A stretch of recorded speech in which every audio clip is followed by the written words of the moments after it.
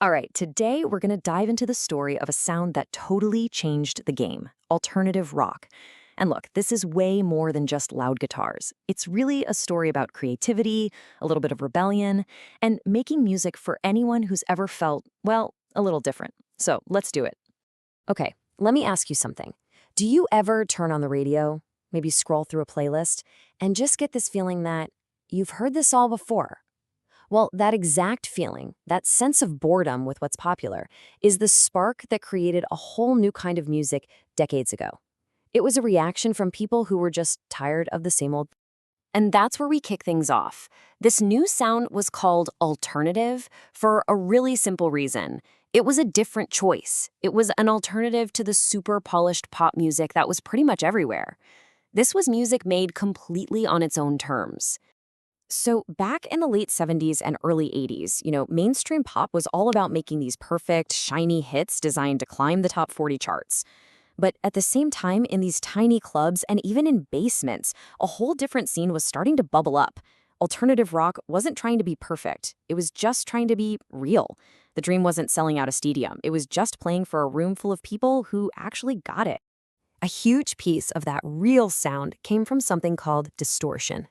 Now, whenever you hear an electric guitar that sounds kind of fuzzy or gritty or has that awesome, powerful crunch to it, yep, that's distortion. It wasn't about sounding clean and pretty, no way. It was about sounding raw and just packed with energy, and it quickly became the signature of this new sound. So what was the whole recipe here? Well, you had those loud, distorted guitars for sure, but the songs themselves were built differently. They didn't always stick to that predictable verse, chorus, verse structure. A classic move was the quiet, loud dynamic, where you'd have this soft, maybe even mumbled verse, and then bam, it would just explode into this huge, soaring chorus. And the lyrics? They were about real life, frustration, figuring out who you are, and that feeling of being an outsider. Okay, so if this music wasn't getting played on the big radio stations, how in the world did it spread? Well, it built a whole movement from the ground up, doing everything its own way. Here's a super quick roadmap of that journey. It really starts with the raw, chaotic energy of punk rock in the late 70s. Then through the 80s, it evolved into this thing called college rock. The early 90s is when it just massively exploded into the mainstream. And today, its influence is still pretty much everywhere you look in music. Now, that term college rock is so important. Why? Well, because the first real audience for this music was students. See, university radio stations weren't owned by giant companies, so the student DJs could literally play whatever they thought was cool. They were the original influencers, finding these amazing new bands and sharing them with everyone on campus. And this is exactly how they built that loyal fan base. I mean, forget about private jets or fancy tour buses. We're talking about bands like REM piling into a tiny van, driving for hours and hours to play in college towns for maybe a few dozen people. They built their following one show at a time, mostly through word of mouth. It was pure hard work. But then, everything changed. After a whole decade bubbling just under the surface, the underground was about to completely take over the world. This is the moment when alternative rock stopped being just an alternative and became the sound. Right, the big turning point was in 1991. A band from Seattle called Nirvana released this song, Smells Like Teen Spirit. Nobody saw it coming, but it became this massive global hit.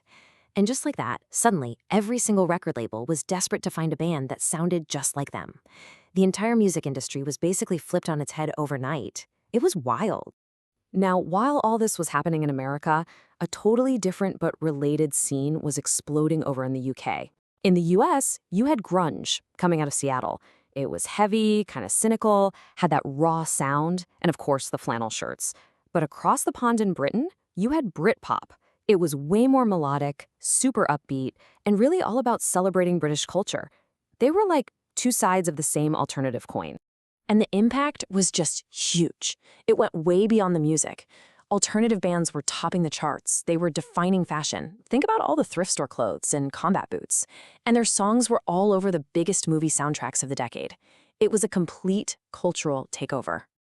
But see, alternative rock was never just about the music. It was a whole culture, a whole new way of thinking about art, business, and just being creative. And the engine behind that culture? Indie labels. An indie label is simply a small, independent record company. Now, they couldn't offer bands tons of money, but they offered something way more valuable: complete and total creative freedom.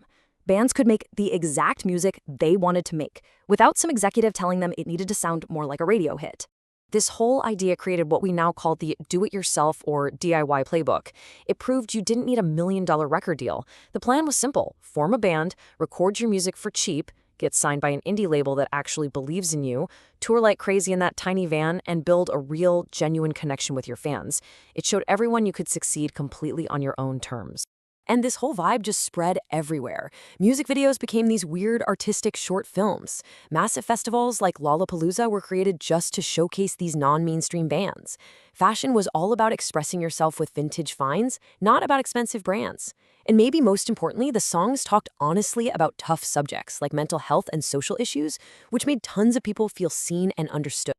So, after all that history, why are we still talking about this music today? What's its lasting legacy? Let's break it down. If there is one giant lesson to take away from the entire story of alternative rock, it's this: authenticity is everything. This whole movement proved that you don't need a giant marketing machine or a ton of money to be successful. If your music is honest and it connects with people on a real human level, they will find it. And its DNA really is everywhere now. The whole spirit of alternative rock, that drive to do something different, something personal, it lives on in so many types of music today.